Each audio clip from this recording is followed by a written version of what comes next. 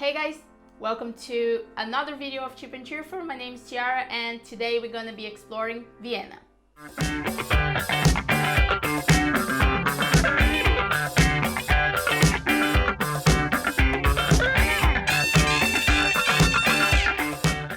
Vienna was the last stop out of 3 cities we've been to on our holidays. We took a train to Vienna from Budapest, which cost us around 35 euros. Once you come out from the train station, there is plenty of public transportation available to take you around the city.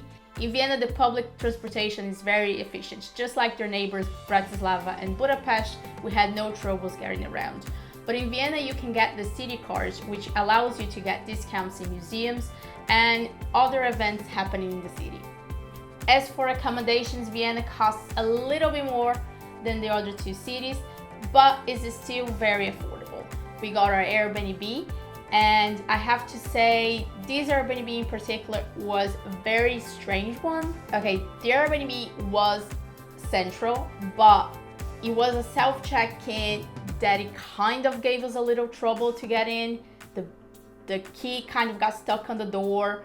The bathroom was not exactly on the same room.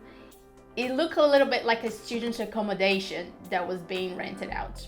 It's very strange, but we had a good stay. It was very close to bars and restaurants, also the main attractions, so there's not much to complain about that.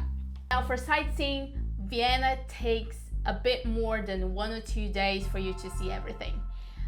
We were there for only 2.5 days, so we couldn't see much of the city. I'll tell you what we did see, and we enjoyed it a lot. On the first day, of course, we went around the city to check out the architecture, museums, and we tried to get to the opera because I have read online that you could watch the opera for 3 euros only. I'm gonna leave some links down below about that.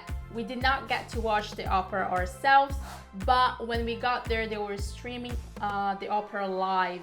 So we got to sit down with other people, just having snacks and watching the ballet.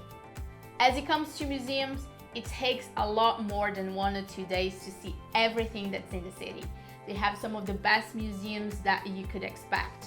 If you like visiting local markets like I do, Vienna has one of the biggest open markets that I've been to. Very large amount of sweets, food, also places that you can sit down and have your morning coffee. I'm gonna leave some links down below, of course, if you want to find that market in the city. And as I said in the beginning, Vienna had one of the best amusement parks that I've been to, and that's the Prater amusement park.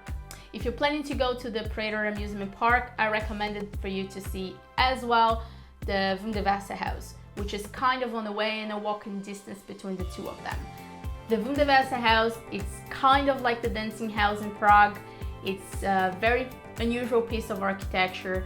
It's very fun to look at it because it's very colorful. It has loads of plants around, and it's a very organic piece of architecture. There is also cafes and restaurants that you can just sit down and take a little bit of rest before your next stop, the Prater amusement park. Because we were there off the holiday season and in the middle of the week, there was very little people. It's a bit deserted. There's no one in the rides, and we even thought they might be closed, but it's actually open, so let's check it out. Now, I'm not a big fan of adrenaline rides, but Alan enjoys them a lot. Being in a water park or amusement park, he's always going into those crazy spinning rides. That ride there, which was intense to say the least. It is super fast and you flip backwards. Like there was times where I was up high looking at the Ferris wheel from below me upside down.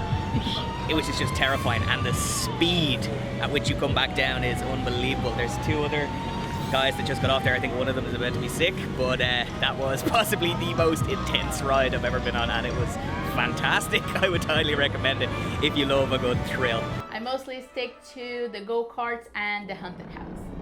And if after all that you're still not that tired, I recommend you to go around the city at night time because it has a totally different atmosphere when the lights are on and the people come out, and it's just so romantic to walk around, either if you're by yourself or with a friend or boyfriend or girlfriend. There is plenty of activities to do at nighttime, restaurants, bars, and it's just a beautiful city at nighttime as well. That's what we'll be talking about on our next video.